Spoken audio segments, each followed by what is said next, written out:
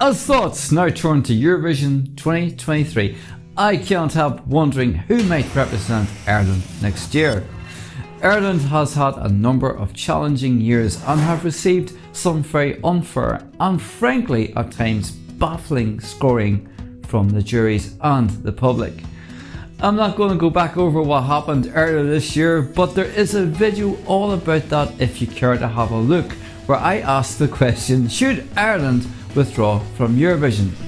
Assuming that they don't, I wanted to cast an eye forward to 2023 to look at who might represent Ireland at the contest in an as yet unnamed city next May. Belfast! Wild Youth are an indie rock band from Dublin who have an exciting sound. The band are actively courting RTE to represent Ireland at next year's contest.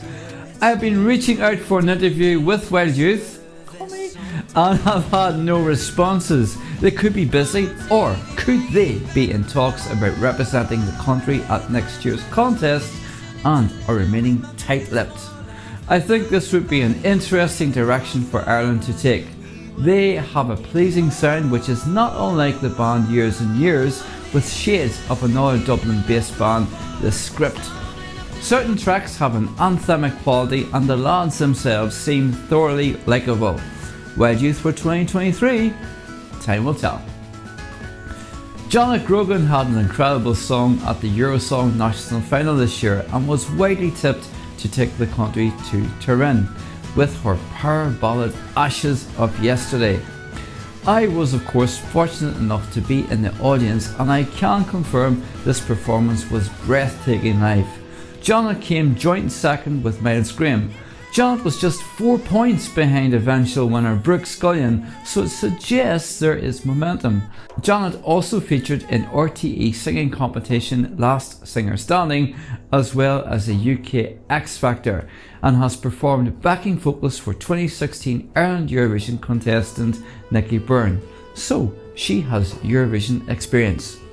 I think perhaps a return to the Celtic ballad could be the winning recipe for Ireland, as high concept upbeat pop hasn't quite delivered, and I think Janet is the person to take on that challenge. Una Healy of Saturday's fame has expressed an interest in writing a song for the Irish artist. As a member of an internationally successful girl band, Una certainly knows a thing or two about catchy pop music. Una has formed with the Eurovision, having performed backing vocals of course for Brennan Kennedy back in 2006. Una said, "If I could have a go at it in some shape or form, I wouldn't say no."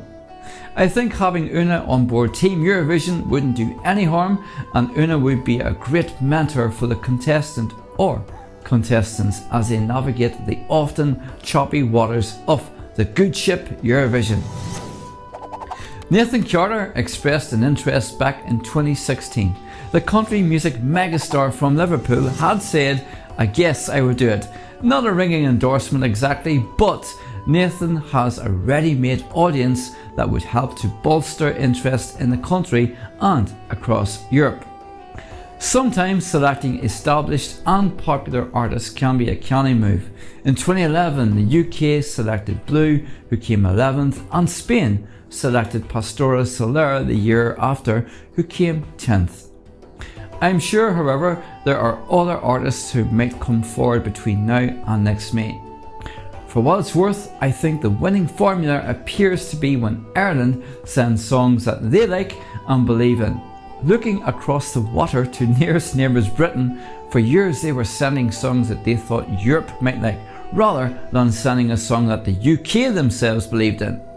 I think Sam Ryder's Spaceman was a successful blend of British showmanship a la Ultravox or Freddie Mercury, and became a radio hit long before May, and the UK were justifiably rewarded.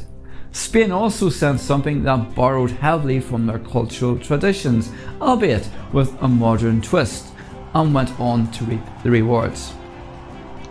In recent years, I have heard people say things like, "We are sending something they would never expect from Ireland," but is the secret to just lean into the musical styles and traditions that we do best, and in turn send something that is confident and self-assured. rather than casting an eye around Europe, trying to craft something for a blim of their approval. As I said, is 2023 the year we unashamedly fall back on culturally rich Irish musical tradition, performed with earnest and stripped back sincerity? I'm thinking of Portugal 2017 and France 2021 as some recent examples where the stripped back yet emotionally wrought songs borrow from their respective cultural traditions and are rewarded accordingly. Could a Celtic power ballad in the Irish language be the answer? Enya frequently releases music in the Irish language and is an international megastar who has benefited from an image of an ethereal Celtic songstress. In fact, could Enya be the magic elixir that unlocks the left-hand side of the final scoreboard for Ireland? Is it time to send something that Europe would expect, but that ultimately aligns with who we are traditionally as a people? Ireland last won in 1996 with The Voice, and next year makes it 27 years since that victory in Oslo. Could it be time to go back to songs that showcase our musical cultural identity? It just might be. Anyway, Eurovision lovers, those are my thoughts on what Ireland might do next year, assuming of course that RTE are up for taking part next year. I think Ireland has always had an interesting journey at Eurovision, and let's not forget, no one has won the contest more than us. And when it comes to musical singing talent and songwriters, we punch well above our weight and are certainly not in short supply. Let me know what you think in the comments below, and I look forward to reading what you think. Take care for now, and I will see you in the next video. Slán a bhaile!